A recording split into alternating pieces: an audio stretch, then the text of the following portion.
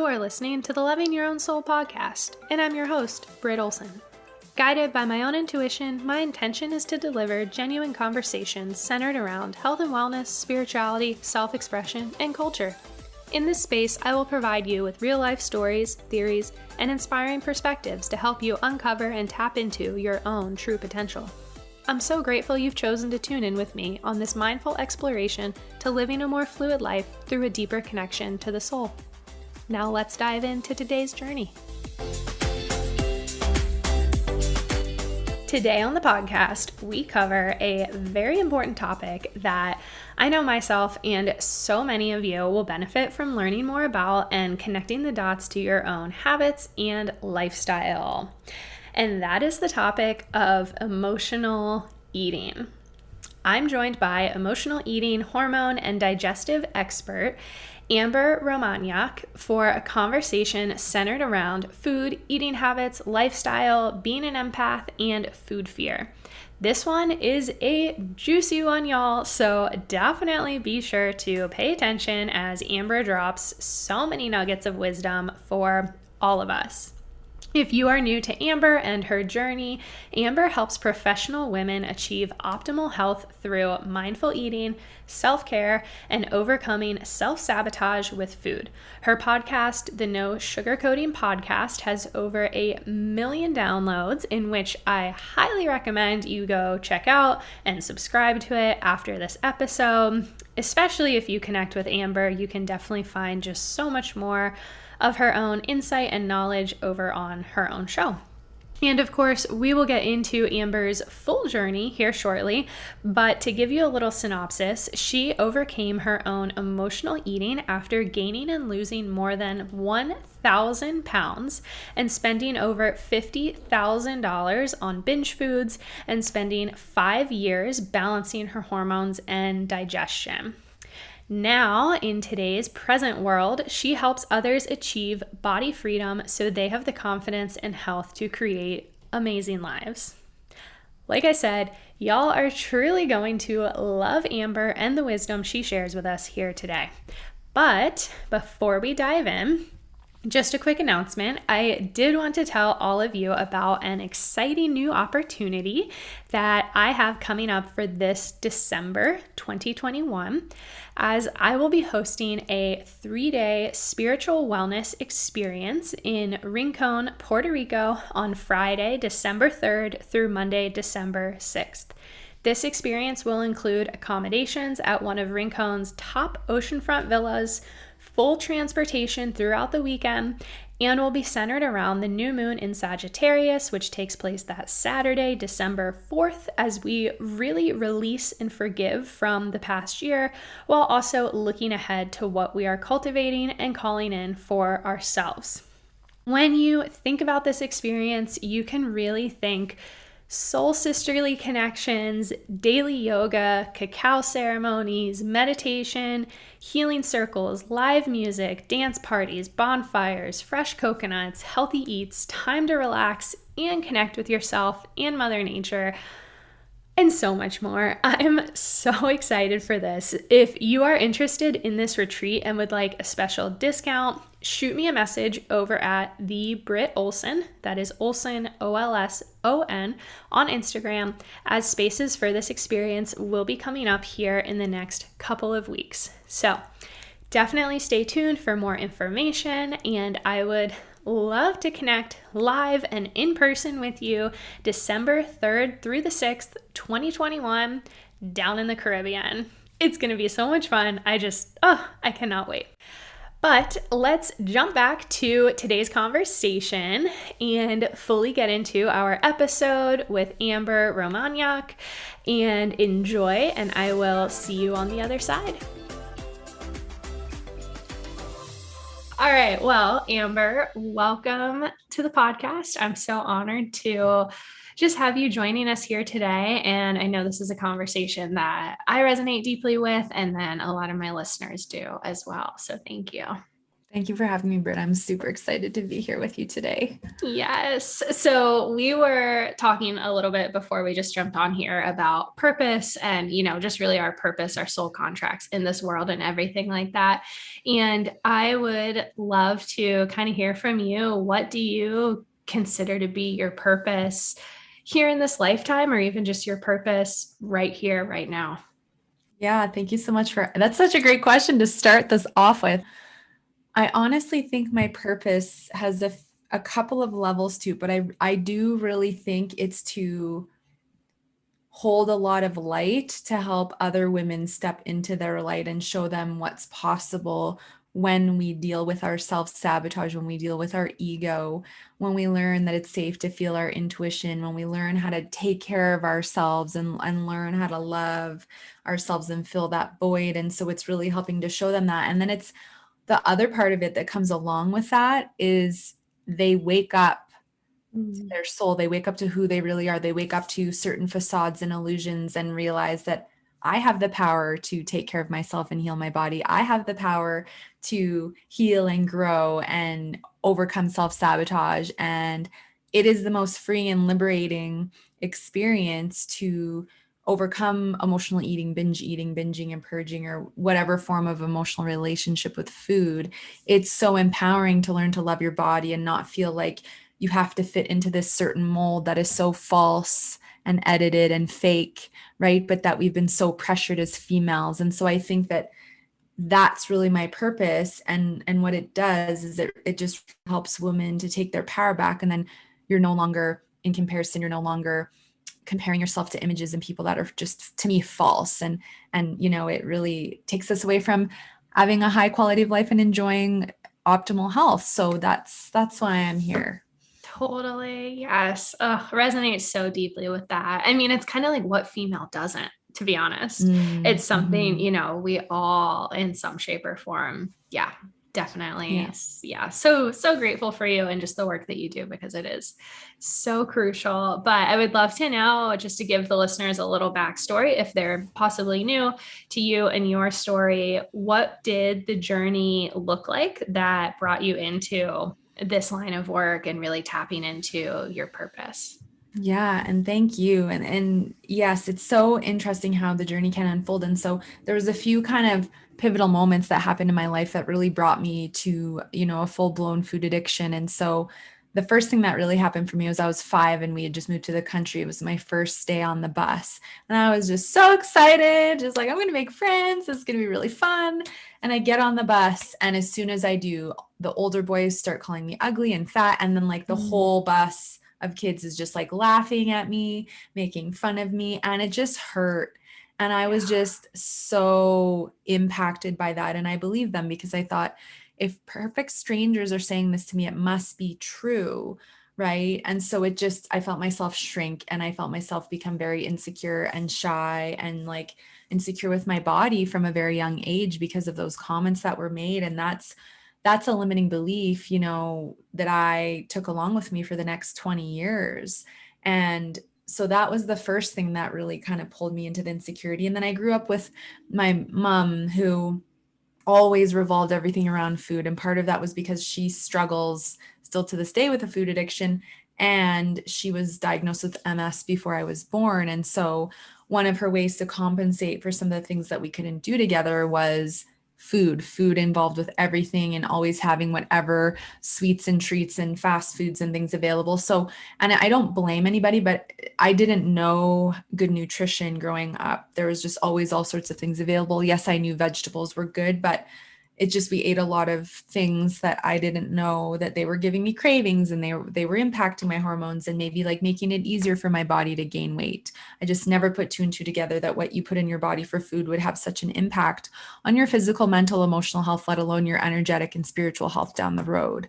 And so I started dieting, age 10 and on. It's like as soon as I got my hands on like teen magazines and into like the television and Hollywood and celebrities and music videos and things like that, it's all of a sudden just like, oh my gosh, how do all these women and teenagers look like this? Yet this is the body that I have. Like how do I look like that because they're famous, they're rich, they're happy, they have all this attention from men, and like obviously this is what you must need to look like to get what you want, right? So we're really conditioned from a very young age that that's the way, and it's a very dangerous, I think it's very damaging, and it is a very, yeah, self-sabotaging to have that kind of conditioning ingrained in you so deeply and not know that it's false, or to not like take it personally. And that's why I started dieting. And I mean, you open a magazine and it's like, oh, do this diet and look like this person and like lose this weight and have flat abs. And it's just mind blowing to look back and think of all the things that are just shoved down our throat as little girls and teenagers. And so I dieted all through my teens. And then for me, in my early 20s, I was just before I turned 21. And I had a breakup happen, and it was just really hard to digest, and it was really hard to eat, honestly. And I started losing weight really fast. And so I thought, oh, well, I'll get this perfect body and then everything will be great. I'll finally get that perfect body. And I lost weight really fast. I was heavily under consuming calories and exercising 2.5 hours a day. It was not healthy, but it was getting me to, this conditioned place of what I thought my body should be. And I was getting all this attention, but nothing improved. Like I became more arrogant, and I literally would stand in front of my mirror for hours and just like look at my body and obsess about it and like go, oh, well, maybe I can lose a couple more pounds. I reached that goal weight, maybe like a couple more. And my cycle started to disappear. And then I felt like I had to attain like the exercise regime and as my appetite levels came back. And it just got really hard to do that. And, I thought, well, maybe losing the weight would just like fix the relationship. And obviously it didn't. And so I went to a barbecue one night and just like completely lost control with the food.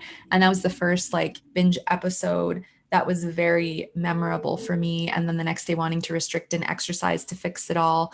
And that really fueled me into the cycle of binge eating and then restriction. For about a year, it got really intense. I gained like 60 pounds in 4 months and was just so embarrassed because now I'm the heaviest I'd ever been. I didn't want to see anybody. I didn't want to see my friends. I just literally stayed at home aside from my crappy retail job and like bought binge food and watched movies wishing I was, the character in that show or that movie because I was just so unhappy and unwell. And for me, I went through a period of binging and purging for about 6 months and, trying to use that to prevent the weight gain, but it just made things worse. And so I was able to get out of that. And then I realized I have an issue here. Like, I don't think this is normal. I don't think I'm supposed to restrict. And then why am I losing control with food all the time? Why can't I just eat one cookie? Why am I eating a whole box of cookies and a whole bag of chips and a whole pint of ice cream and so on and so on until I'm so full that I'm sick? Like something is going on here, and I couldn't quite pinpoint it. And then I started reading more about like what binge eating and food addiction were, and I'm like, oh my gosh, this is totally what is going on. But it didn't really stop anything because there was a massive fear of, well, what would a journey look like to overcome this? Who would I be if my life wasn't revolved around food? My identity would completely change. And so the fear of change, you know, kept me in the suffering of like, well, maybe I just need to try a different diet. There's probably a diet that will fix this. I'm going to keep in my exercise routine and just try to like only, have one day a week where if I want to eat whatever I want, I'll eat whatever I want. And so for me, I needed the low point to happen, which was a night where I'd finished a binge and I was just crying on the couch because I'm thinking, I'm almost 22 years old now. I'm alone. I'm broke. I'm unhappy. I have a crappy job. I desire to have, a loving relationship and a family one day. And I didn't think that this was going to be my life. Like it was just really shocking. And I was scared for my life. I was really concerned for my health because of all the inflammation and gut issues and just all the trauma that I was putting my body through with the restriction and then the binging and the past, period of purging. And so I was really thinking to myself, I don't know if I'll last to 30, like if my body will make it if I keep hurting my body like this. This is the thing with food addiction, emotional eating. You don't want to do it, but you literally create these patterns in your brain that there's just such a strong pull that it's hard to not do it when you get so deep in. So like no one wants to hurt their body, but the addiction just gets so strong that that's what ends up happening. And so I finished the binge, thrown the food in the garbage can because then it usually prevented me from not, going and finishing it. And that night though, I thought, well, okay, I need to figure this out. I want to change. So I'll just like have these cookies for the last time and then, tomorrow start figuring out how to deal with this. And so I went into the kitchen in my little blue garbage can, which I'll never forget. And I dug through the garbage that night and I ate the cookies, out of the garbage can and just sat on the floor and was just absolutely appalled with myself that I had just done that and so embarrassed and just thinking, I just ate out of a garbage can. Who am I? Like, this is just not what I imagined life to be. But I needed that moment to happen because it was that moment where the suffering became bigger than the fear of the unknown of who would I be if I deal with this and who would I be if my identity wasn't revolved around food. So it really pushed me into this direction. And what I describe it as is feeling like I was on the edge of the jungle with like this tiny little knife with no path in front of me, just going, okay, I'm going to have to find my way and make my own way here. Who knows what this is going to look like, but I can't stay on this path. And then I really embarked on the journey to start to figure out what was going on. And what was so fascinating was, you know, the binge eating and the emotional eating really woke me up, first of all, to the food industry and the corruption in the food industry. Reading about how sugar is, specifically designed to be 10 times more addictive than cocaine and give you the same high as a drug. Reading about casein, which gluten is the protein in wheat and casein is the protein in dairy, that are literally increased in higher levels, especially things like cheese and bread, to give you the same opioid like response as heroin. I couldn't for the life of me figure out why I would lose control with cheese or bread or sugar or all of the above. And when I started to read about the addictive nature of these ingredients and how they were making my brain secrete the serotonin, dopamine, feel good neurotransmitters and literally giving me a high, it started to make me feel not crazy, like I had this huge problem and it was my fault that it was going on. So it started to fire me up, like learning about food and how the sugar was feeding my unhealthy gut bacteria. And I'm bloated because all these things that I'm eating are inflammatory and I have these sensitivities. And so I started to change the way that I ate and get into the kitchen more and experiment with more ingredients, which was super empowering. I did know though that I felt at the time that cutting out fully wheat, dairy, and refined sugar was something I personally needed to do to gain traction with my addiction because they were really feeling it. I don't make my clients do that, but it was just so deeply intensive for me that that was an empowering decision I made for myself. And I realized then from there that it wasn't just physical and about foods when I still wanted to binge. And so I was now binging on like 10 bananas in a jar of peanut butter or like a bunch of apples or a bag of cashews. And that's when I really discovered the next level of the journey, which was the emotional, mental level of I don't love myself. I have this void that I'm trying to fill with food that is a lack of self love. I don't know how to manage stress. And I need to figure out what's triggering me to emotionally eat because there's all kinds of things that are triggering me, but I don't know what they are. So I built a self-care routine. I started meditating and breathing and doing yoga and journaling to start to express my emotions because I was just terrified to feel fear and worry and just sit with them. And so that started to help with coping with emotions. I made a list of triggers and put it in every room in my apartment and to help remind me of, that I may be triggered before I just go to the store and buy all the food. And that started to help me, lessen the emotional eating.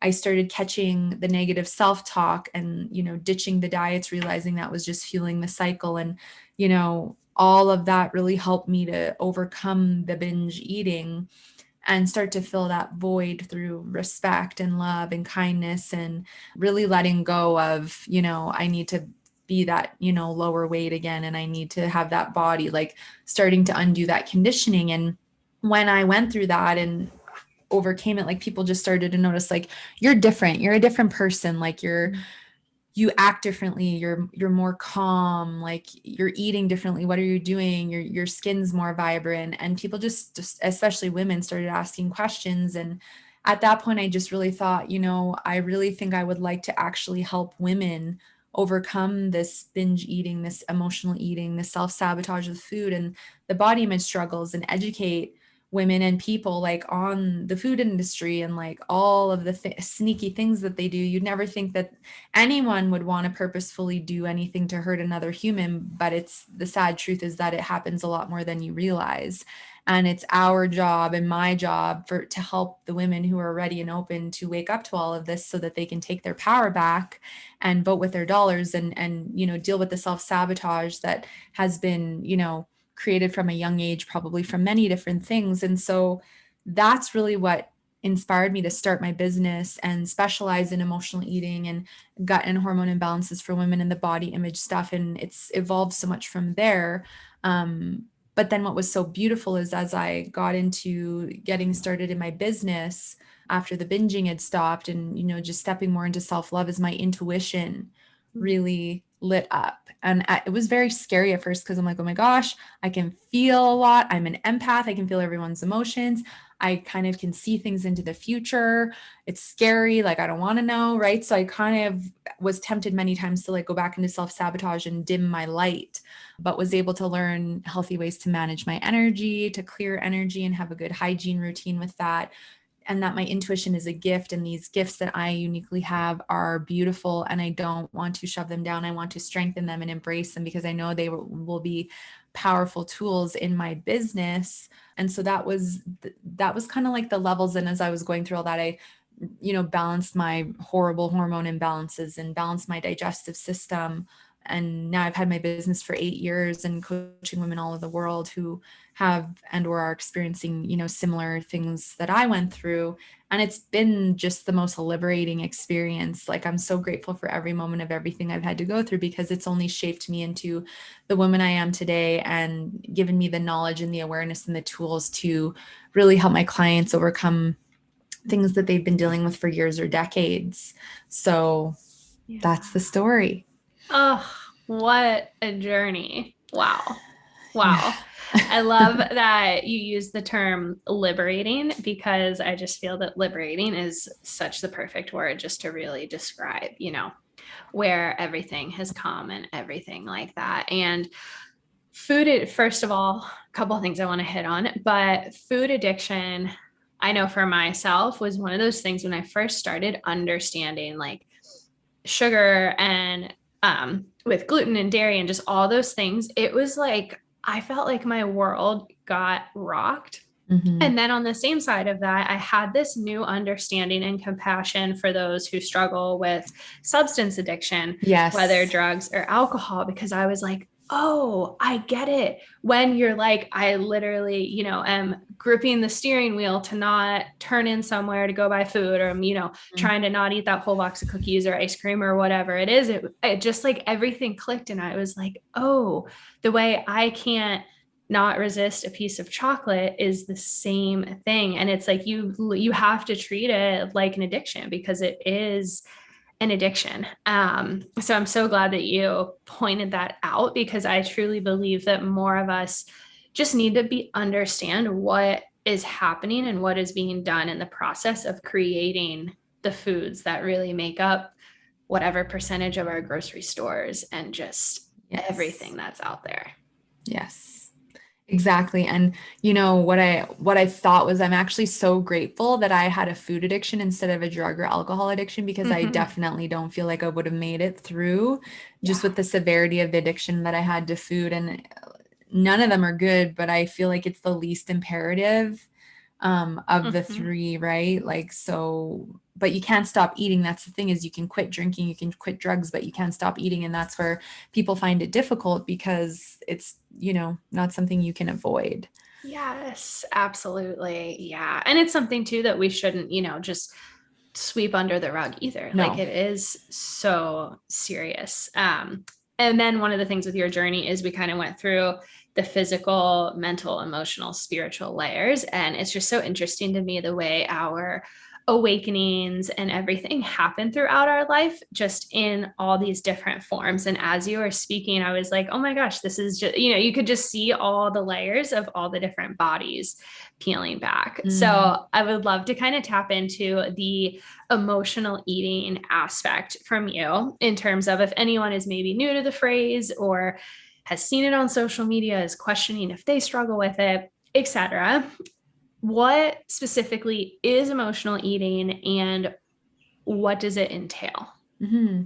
Yeah. So emotional eating to me is any reason for eating other than physical nourishment. So it could be that you emotionally eat because of stress, because of overwhelm and worry and sadness or happiness. It could be boredom. It could be fatigue that triggers emotional eating because now you're in an I don't care mentality because I'm tired. It could be certain foods that are very addictive, things with MSG, aspartame, sugar that give you just such intensive cravings that you just start and you lose control. Emotional eating is also mindless eating, where you're eating and multitasking, you're eating on the run, you're eating and watching TV.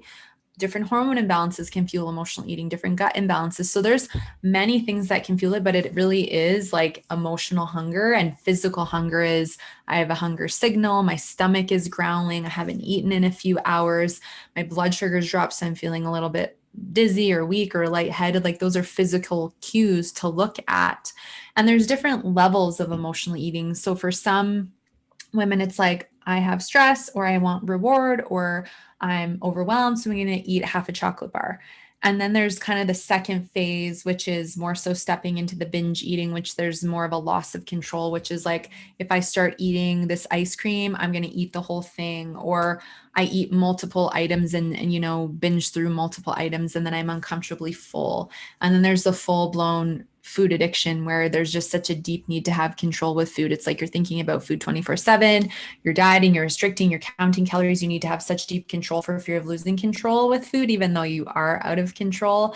And if you can't do that, then you're falling way off into emotional eating, binge eating, maybe binging and purging. And the purge is, you know, the lack of ownership and the lack of responsibility for the binge. So we will purge because we think, well, I can just get rid of it. I'll just get rid of it. I don't have to deal with the discomfort and then I won't gain the weight. But it's in fact even more of a self sabotage than just the binge because it's so violent and hard on the body. And I know if you're doing it, it's okay. Have compassion for yourself. But I always like to just plant that seed because it's really hard on the body for us to stay in that kind of self sabotage. And we really avoid the ownership and responsibility for, doing the self sabotage with food in the first place. So those are kind of the layers that I see women coming to me struggle with, and what emotional eating is. Yeah, I love that you mentioned have compassion because I think that Yeah, is it's so important. No yes. shame. And, No. it's one of those things where it's like, there's so many more women or even men too, but I'll kind of use women who struggle with this. And it's like you can Mhm. feel so alone about it because we're not going to talk about it. If we were talking about it, we wouldn't be going through the process most Yeah. likely. And I just, yeah, the compassion and just the loneliness and the like I think you mentioned earlier where you were like, "Oh, I'm not crazy." And like Yeah. those dialogues are so real and so valid that, if anyone listening is thinking this or feeling it or, has sat there is there right now, it's just like, I guess, you're not alone in Mhm. that. But, you are such a beautiful example in the work that you do and all your clients that like it is possible to get your grip back, get your strength back, and like move through this, and that it can be, just a phase versus a total identity. 100%. And the other thing I want to just add quickly, since you're bringing all this up, is emotional eating, I think in some instances has been normalized, and it isn't Mm, normal and it isn't okay and it's not healthy. That being said, no, have compassion and try to not have shame and embarrassment if you're struggling with it, because there's so many layers and it's so complex, and it's not just as easy as having willpower and not doing it. However, we are conditioned that it's okay, because when I hear ads saying just eat the pint of ice cream, when in the past I think of movies I used to watch where it's like yeah. the girl's upset and then she's got all the food on the bed and she's like crying and eating all the food, right? But then she's this like thin little person, right? It's so backwards because we see it and associate then that like it's something that is okay, right? And then it's not a big deal. Or then you have people who think it's okay in groups to, self-sabotage together, and it's okay to do this since I'm doing it with other people, and it's still all the same behavior. So it's just to help you plant seeds of awareness that it's not bad or wrong if you're doing it, but just be aware that it's it is this form of self-sabotage that does not serve your greatest good. And there are obviously many ways to like overcome it, but to just notice the like subliminal messaging and the seeds that get planted in our subconscious that can make our ego, which is our self-sabotaging mindset, justify why it's okay for us to do it. Yes, yes, yes, yes. So important. I remember for myself, I mean, whenever I was younger, I was like terrified with like talking about like groups of, females and girls and things like that. I was terrified to eat if I didn't think the rest of the group was hungry. And it Mm, was like, okay, well, if no one else is eating, I'm not going to eat. And then I would get home and I would be ravenous because I wasn't allowing myself, or like if right. somebody, if we were both eating oatmeal or something, and then an hour later I was hungry, I would like watch and it was like, okay, well, if she's not going to eat, then I'm not going to eat. And, Mm, just all of that gets ingrained over time. And then, then once started looking at boys and all of that. And then, all of that yeah. just kind of carried and continued through my adult life along with a whole bunch of other stuff. But it was such an interesting, you mentioned going back to that moment on the bus of kind of back to, the root of where it all begins and how it just manifests throughout life. Yeah. Oh, yeah. It's when you look back and you connect all the dots, it's just like it's no wonder it unfolded that way. And then like having so much compassion for the 5-year-old you and the 10-year-old you and the 15-year-old you, that all those levels of you that went through that. And inner child work and inner child connection is so important for us to go back and do when we're ready, because we want to mend and heal those experiences and let go of them. Because I feel like that's one of the reasons why for women they will hang on to weight, or I like to refer to weight as protection, because of those past experiences that we had. And there's still some level of us subconsciously that doesn't feel safe because we didn't make amends with, that age of ourselves. And so going back and doing that was so vital for me to just make peace with the past and have my little Amber feel safe at all ages. But then I noticed the more I did that and just surrendered to really loving my body and taking care of her, like that, any protection that my body no longer needed just came off, and I didn't have to diet or restrict or exercise. It just, we all have a natural set point, and I really believe the safer we feel in our bodies and the bodies are safe, the safer our bodies feel with us, you just go there and it's easier to maintain than if we're forcing and doing all the self-sabotage stuff. Yeah. Such a, yeah. So I'm so happy we're having this conversation. Oh, me too. I'd love to better understand, whether it's your own personal triggers that you had experienced or common ones that you even see, what, might trigger emotional eating. Yeah, so I can tell you some of the most common ones that I see and that really used to impact me. Also, number one was overwhelm. So Mm. like your schedule is too overbooked, you've overcommitted to too many things, you don't like your job, there's a lot of stress with work, you're not taking breaks, you're doing overtime, you're volunteering and you're committing to whatever it is, it's just too much and you're spreading yourself too thin. And so then when it comes to the evening time, which is the most vulnerable time I find for my clients anyway to emotionally eat, and used to be for me, you just want to check out. You just want to throw the TV on and grab the snacks and just numb yourself out of your reality and distract yourself from feeling your emotions and the overwhelm. And because it's so easy and food is so accessible, it's the first thing that we'll reach for to get that, short-term pleasure response. So overwhelm is a big one. And what's below the overwhelm is people pleasing. So people pleasing is another huge trigger, because when you're saying yes to everyone else, you're saying no to yourself. And that fuels the overwhelm. And where is the people pleasing coming from? Unworthiness. So that is a big root trigger, because when we don't feel good enough and we don't feel worthy and we have to put our validation in other people rather than having it be in ourselves, we're overcompensating. And then that again fuels the overwhelm. Fatigue is another big trigger, because when you're tired, you go into an I don't care mentality. I just don't care today. I'm going to eat whatever I want. And the fatigue also impacts our hunger hormones and throws our blood sugar off. So we produce ghrelin to make us hungry. That's the hunger hormone that makes us hungry, and leptin that makes us feel full. When we're tired, we produce more ghrelin because our body is hoping we'll eat more energy rich foods. But we don't know that. So we just go and start eating whatever, and we're not satisfied because we're eating all these calorie empty things and ingredients that increase our appetite levels. And so it just it can feel like such a hollow leg syndrome that day, like you just can't stop eating. So fatigue is another big trigger. I do find like most negative emotions, because people struggle with feeling them, anger, fear, worry, frustration, negative interaction with a colleague or a loved one, that is another common trigger, because there is a level of fear of being judged, fear of being rejected, that people pleasing that can come up. And I find another big one, and this is one that maybe my clients don't register with right away, but as they build awareness, is actually being an empath. Because when you feel everyone's emotions and you don't know how to protect yourself, and you have a conversation with a friend and you're feeling really good, and then they drop their whole life struggles on you, and then you leave feeling heavy and sad and overwhelmed and upset, well, then all of a sudden you're feeling all that, and then that triggers you. So dealing with your empath, gifts, and learning how to protect your energy is really important to prevent that trigger. And I would say one of the last ones that I'll mention is the TV and eating. So it's a huge trigger, because what happens is, when the more you repeat a pattern, the more you're creating a neural pathway or a pattern in the brain. So if you associate TV with food, every time you sit down, even on the couch, even if you don't turn the TV on, this part of your brain is lighting up going, it's time for you to eat. You eat while you do this. So same with it if it was working and eating. And so there's that strong pull that's just telling you it's time for you to eat, even if you don't want to do it. So being aware of your habits, eating, like I have a boundary, which is I don't eat except at the kitchen table.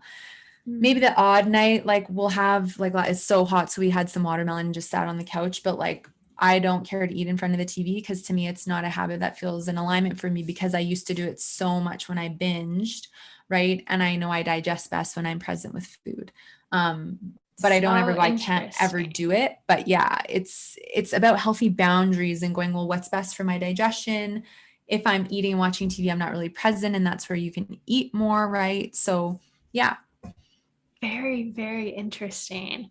I it's probably okay if I tell this story. He doesn't really care. But my husband, when like you talk about that connection of like I sit down at the TV and TV means eating, I see that relation with being in the car as well for some people. Like my Yes. husband, he was a Southeast sales manager for the Southeast. So he did a lot of driving, traveling as Mm. well as flying, but a lot of driving, and snacked a lot. And then I noticed, when we were first dating, kind of even just like an hour trip in the car, was like, oh, let's like stop and get a snack. And I was like, oh, this is like such an interesting concept. Mm. Where stuff I had struggled with before, I was like, oh God, a car, if I eat in the car, I'm going to like gain 20 pounds in this like hour car ride. So, my own Mhm. thing, but it's the interesting connection where I'm sure for him, and I'll have to ask him, if, well, he's anyway, just it'd be interesting to Yeah. see if there is a connection linked. I Oh, could see that. probably, yeah, because it's like anything, the more we repeat the pattern, you build this neural pathway, and then in order to undo that neural pathway, you have to interrupt the pattern and make a new one, right? That's why it's so Yeah. hard for people, and they lose control, especially in the evening with food, because the habit's just so deeply ingrained.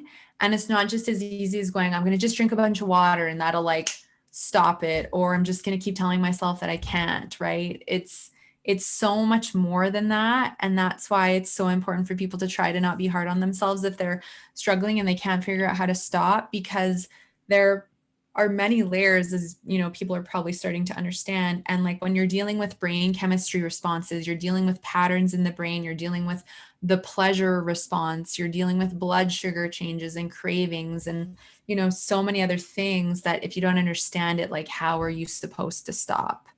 Mm, Right? It's not your yeah. fault.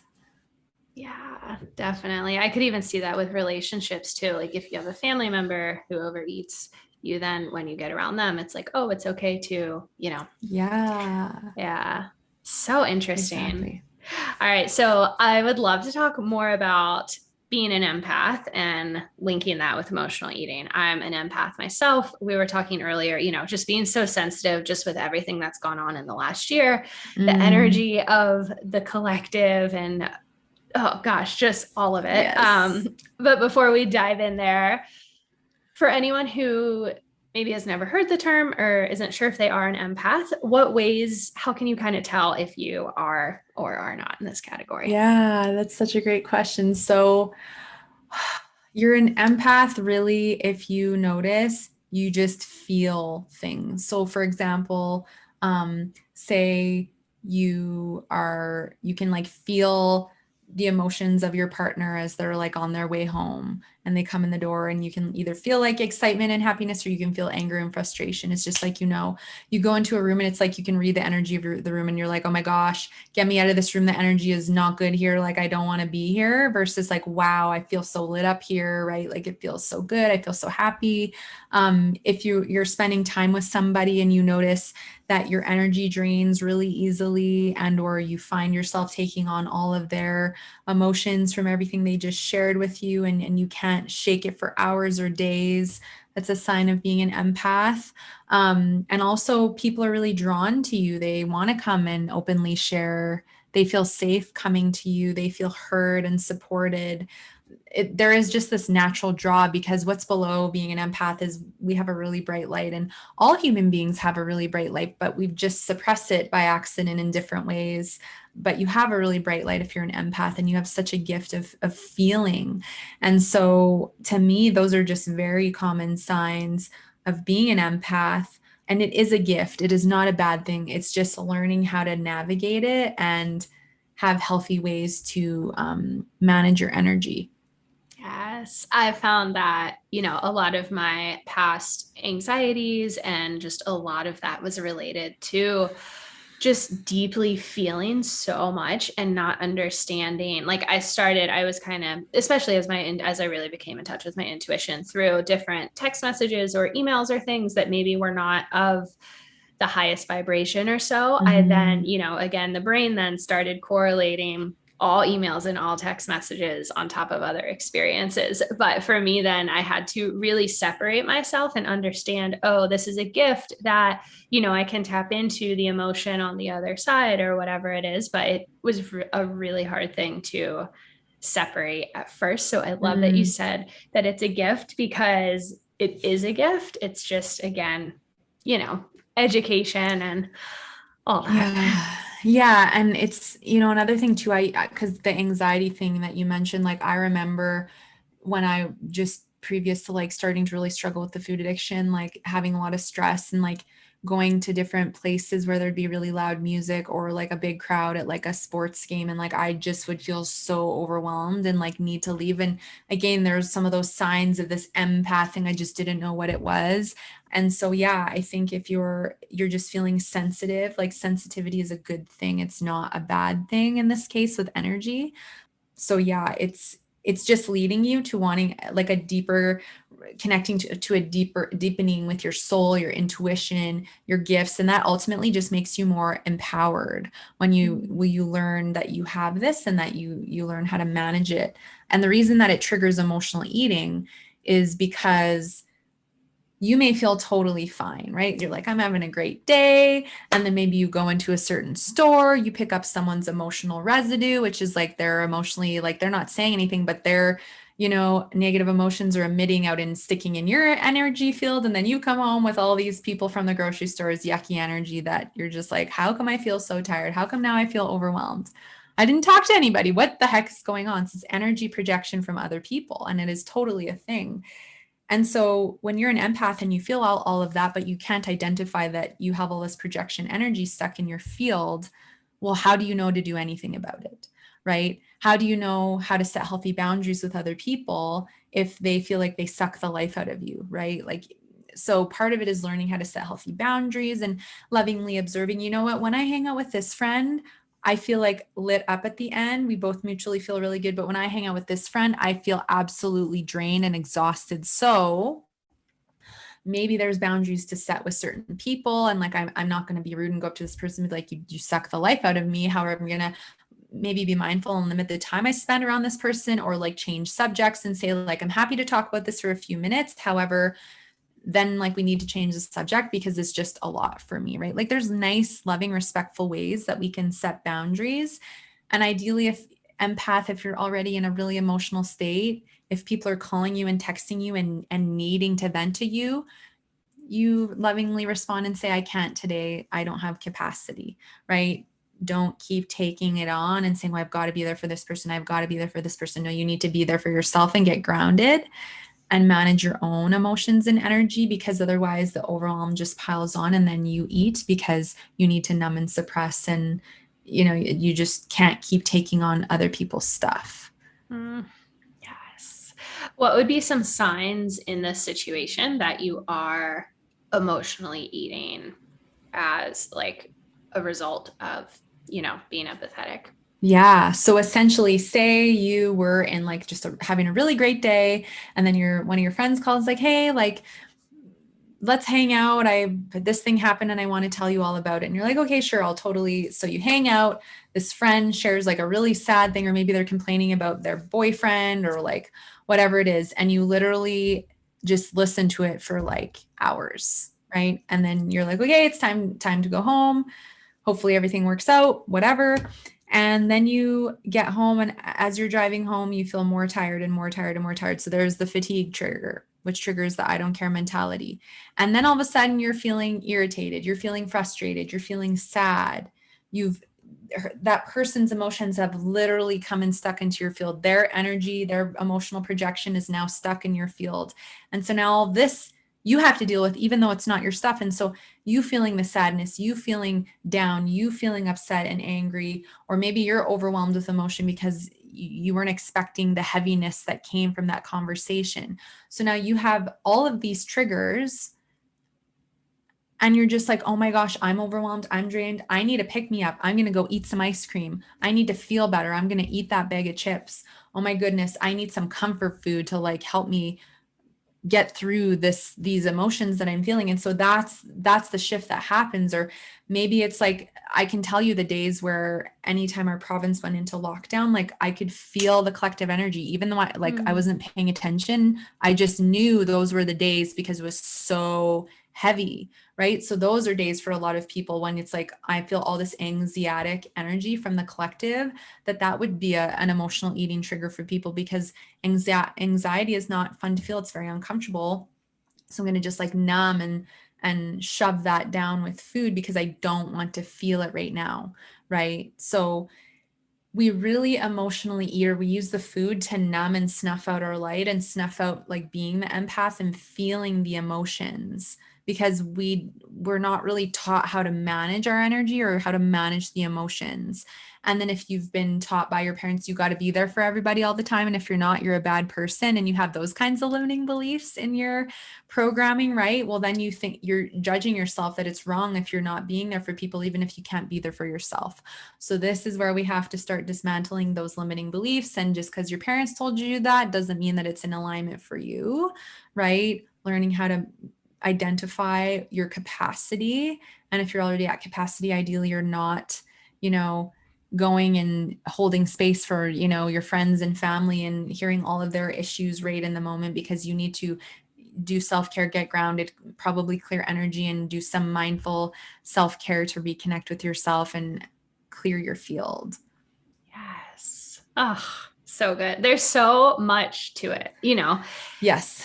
like it's just wild. I mean, I think it can feel overwhelming. It's also exciting. And it's also just like, wow, this is, it's just anything is possible to Mm, really, process, transmute, work yes. through so much of Yes. this. So we had a couple questions come in from our community that I wanted to ask you. First question that came in is kind of related to what we were just talking about initially, but any any starting tips for someone who's looking to start working through their emotional eating tendencies? Yes, that is a great question. So I think one of the first things that's really important is to start to be aware of, physical versus emotional hunger. So like I mentioned earlier, emotional hunger is any reason for eating other than physical nourishment, and the physical hunger cue, stomach growling, getting a hunger signal, the low blood sugar feelings. Have I recently eaten? And so what you can start to do is before you go to food, you can check in and go, okay, have I eaten in the last little bit? Is this actual true physical hunger, or is this emotional hunger? And if you're going, wow, I really think it's emotional hunger. Okay, what's going on? Am I tired? Am I dehydrated? What emotions am I feeling? Am I overwhelmed? Have I taken on someone else's stuff? Like what kind of day did I have? You can start to ask yourself those kinds of questions to start unpacking what has triggered you. And ideally, as you're starting to become aware and break this pattern of just going to food, like remove yourself from the kitchen as soon as you're able, go outside for a walk, go into your room, pull out a journal, and start exploring what's going on, because it's awareness that's going to help you eventually break these habits when you understand them better and then overcome them. Love that. So helpful. Next question. How do you eliminate food cravings once and for all? Oof, that's a big question. So, because food cravings aren't just physical, right? They can be emotional, they can be energetic, depending on like if you take on other people's stuff, there can be the empath part of that. So, really addressing emotional eating is going to help you overcome your cravings, because the more you eat the foods, the more you crave them. So there's that part of it. It's also to see that, like an example would be sugar. So we will crave sugar because it's so addictive, but we can also crave sugar because of gut flora imbalances, certain hormone imbalances, as well as emotionally, like where's the sweetness missing from my life? Sweetness is missing, so I'm going to compensate with sugar. Right. So it's to start to look at what are the kind of cravings that you're having, and based off of that, what is maybe your body trying to tell you? Like creamy foods are usually tied to comfort, and crunchy foods can be tied to irritation, frustration, and anger. Salty foods more to stress and mineral deficiencies. And so if we can start to like tap in and go, okay, I'm having this craving, what's going on stress wise, what's going on emotionally, where am I seeking comfort from food that I maybe need to give it to myself in a different way? And then there are, like I said, different hormone and gut issues that we do need to address to alleviate the cravings. I always say, like, if we can mindfully, slowly reduce our processed food intake and increase our whole foods intake, and swapping things like refined sugar for natural sweeteners, right? Wheat products for gluten free. Like to me, I find most of my clients are sensitive to them anyway, and they keep craving them. And as they just swap the ingredients, it's not about restriction, it's just replacing one thing with another. They love the alternatives and they don't feel deprived at all. They feel better, their frequency rises, the cravings go away. And so I think it's just like baby step, like tiny little gradual changes. And that's ultimately what will completely alleviate the cravings. I used to have the worst sugar cravings, and I haven't craved anything in like 9-10 years because of addressing all these different pieces. Yes. Isn't it so cool how you can, the replacing? Like, Yes. it's like, oh, I can Yes. eat pasta and still love Yes. it, and then physically feel good and mentally feel good. And I Yes. mean, it's the It's the most best. empowering thing ever. Yeah, Well, absolutely. and what you notice when you eat those processed foods is, I notice right away, my intuition isn't as strong. Mm-hmm. My channel isn't as open. My frequency drops, the brain fog, like my third eye isn't as activated, right? Because a lot of these things calcify the pineal gland and block our third eye from our vision. So when you start to tap into the more energetic, intuitive pieces of this, you see how the food impacts our frequency, our manifestation. Yeah. Absolutely. It's all so linked together. Yes. All right, next question. We actually had a couple questions similar to this, but I just pulled the one off. I feel like I keep yo yo dieting or living in the all or nothing eating habits. One week I'm on track, next week I'm off track. Any help here? So, first step, compassion. Next, it's to understand the all or nothing perfectionist mentality that you've likely developed through unworthiness and through the diet. So, diets teach us we have to be perfect on a diet. Diets teach us rules and restriction. Okay. And there's a lack of balance with diets. So, that's where I always encourage women to actually ditch the diets, do a social media detox, and unfollow, mute, delete people who are preaching diets, and subscribe from newsletters. Donate your books unless there's like good recipes that have nothing to do with diets. But we actually want to lovingly cleanse out the diet stuff, because it just creates more rules, more food fears, more restrictions. And as soon as you can't be perfect on the diet, which is unattainable, then you're falling off and going into self sabotage, and you're rebelling and probably eating all the things that you weren't allowing yourself to have on the diet, which is that food rebellion. And so instead, what we want to do is actually lovingly slowly ditch the diets and address the emotional eating issues. make a list of food rules and diet rules you've inherited from the different diets you've tried, and really ask yourself, like, is having to control and count every calorie healthy for me? Is it really realistic, to be on a low carb diet where I only can eat low carb vegetables? Like, no, that's not good for my hormones, etc. And finding a place of balance. I find if this is something that people have been struggling with for a long time, you may want to get help with it, because it's just so in depth and there's so many layers. And when a lot of women think about ditching diets, they feel resistance, they feel scared, they feel like they're going to lose control. And that's not what happens. But sometimes, maybe this is a case where you want to get some support. Yeah, definitely. You mentioned the low carb. That actually brings me to kind of spurred a question in my head as it pertains to food fear, because Mm-hmm. giving myself permission now to eat carbs and understanding as a female what they do for me hormonally and internally. And, I think you mentioned at the very beginning how you knew fruits and vegetables were good for you, but Mm-hmm. that wasn't enough until I personally on my own journey fully understood the power of like what they do for our body. Then it Mm-hmm. clicked and I was like, oh, it was like this whole almost like this like soul remembrance of what I know about Mother Earth and what she gives to us and everything like that. Yes. But about the carbs and having certain food fears, what is food fear? Yes. So food fears are created when we are conditioned and told by a specific diet or a person who we give our power away to, that we think is like the be all end all, that they're right and that their way is the only way to lose weight. So the food fears really evolved because it's like, these foods are bad. Even if they're healthy, they're bad. This person said they're bad. This book has said they're bad. And so I can't have these. And if I have these, I'm not going to lose the weight and I'm not going to reach my goals. And so then all of a sudden, a bell pepper is bad, a carrot is bad, an apple is bad, brown rice is bad. And then you all of a sudden have all these limiting beliefs and fears around consuming them. And the biggest fear is, I'm going to eat this and gain weight. I'm going to eat this and not lose weight. So it's usually revolved around the weight picture, or like, cut all these foods and my digestion finally feels better, so I don't ever want to have them again because I don't want to get bloated again. And that's not the way to address the root issues, is cut a bunch of foods out. It's about addressing the root imbalances and working on those without restriction. So that's what the food fears really are, is they're created through the conditioning and the rules, and the restrictions that are put upon us from different influencers, celebrities, and diets. And then we assume that if I have this, something bad is going to happen, even though that's not the case. Yes. Cool. Thank you for that. You're welcome. Next, last question that I pulled from our community. Question is, I feel like I can't trust myself with food. If I have ice cream in the house, I eat the whole pint. Any way to stop this habit? So that's where we need to address, there's many things to address here in this case.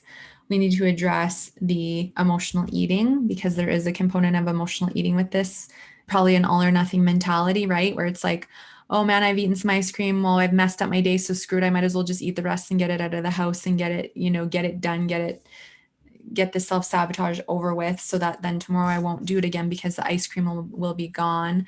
There's a level of guilt that comes along with the indulgence, and that's usually tied to like, oh, I don't want to gain weight, but I really want the ice cream, but I totally messed up my day and now tomorrow I'll need to diet again, right? So there's that whole component of this. And then it's to also understand, believe it or not, that a lot of your regular ice creams that you're buying at the grocery store have MSG in them, have gluten in them. So they literally, not only have they added the sugar and of course the dairy, which excite the serotonin, dopamine neurotransmitters, they've added other ingredients specifically to make it so easy for you to lose control. Right. So part of it is like, if I bring ice cream in the house, am I bringing a higher quality one that's more naturally sweetened and that doesn't have MSG and aspartame in it? Right. So that I don't get that same high. It tastes good and it's satisfying.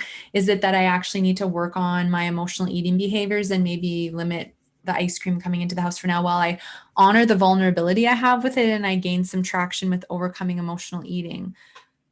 Do you want to address the all or nothing mentality first and recognize it's safe to sit down and eat a bowl of ice cream, eat it slowly, enjoy it, and then move on to the next part of your day? Try not to have guilt, right? So there's different ways to approach this, like depending on the severity of your emotional eating and how if you really hold a grudge against yourself, if you do eat the ice cream, and if you are finding you're really losing control, then get support and or, you know, bring in better quality items and see if you can have more mindfulness with that. Because I do find the more processed the ingredients are, like the easier it is to lose control when you're struggling with emotional eating.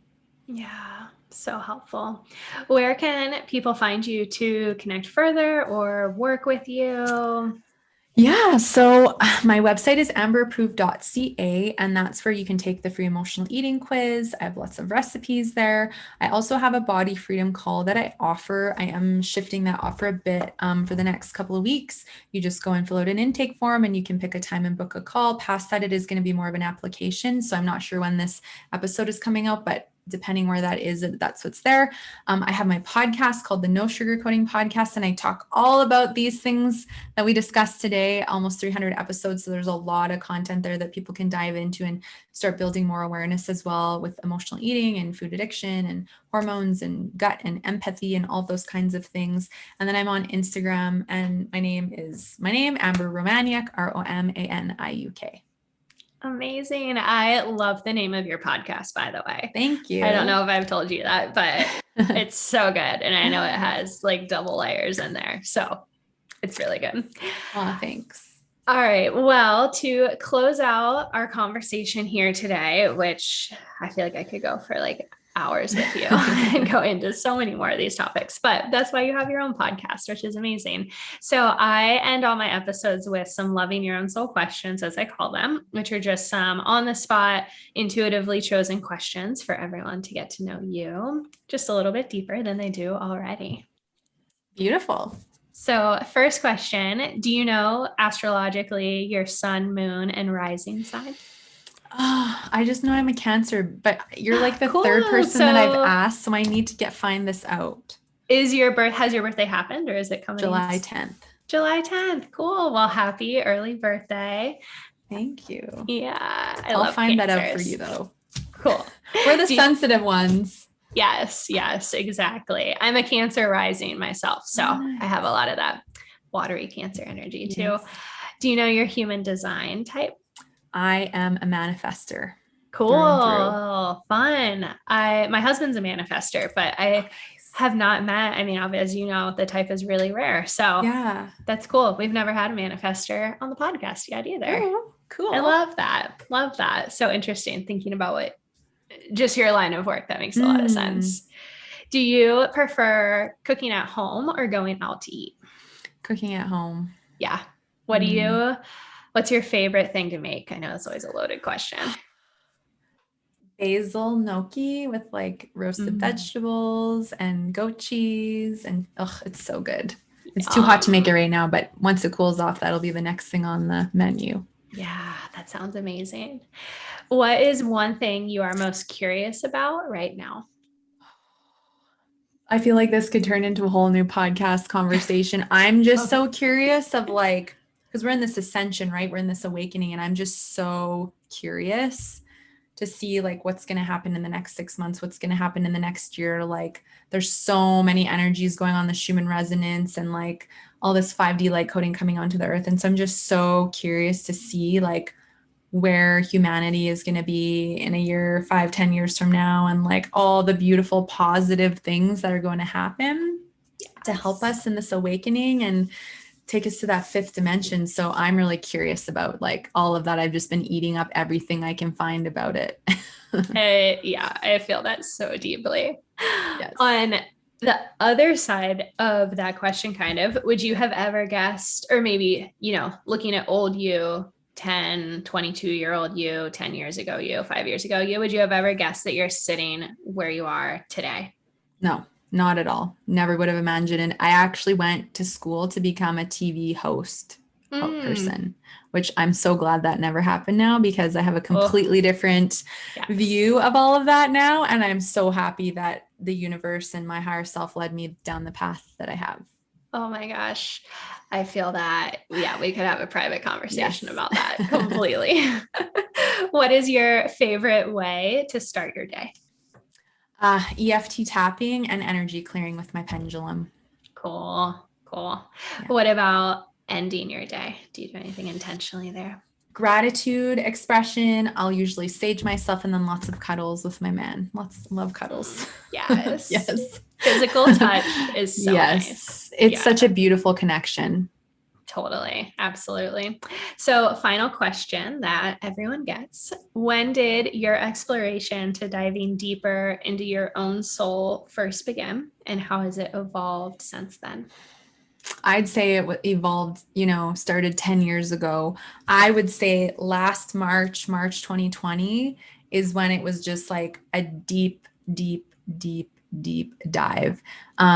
Exploring my galactic lineage, diving deeper into the soul contracts, understanding like the energetics on the earth and like the ascension and the awakening. Like I just literally have transformed and transmuted so much like I think trauma for the earth and like the last 26,000 year energetic cycle. And it's been honestly the most, I would say, like liberating year and a half because I always had so many like, why is this like this? Why is the world like this? Why is right? Like I just had all these whys and never unanswered questions. And I feel like I've honestly gotten them all answered in the last year and a half. And I understand why Cool. humanity has been the way they have. And it's just, I'm free of fear because I know now I've got my answers. So it feels really good.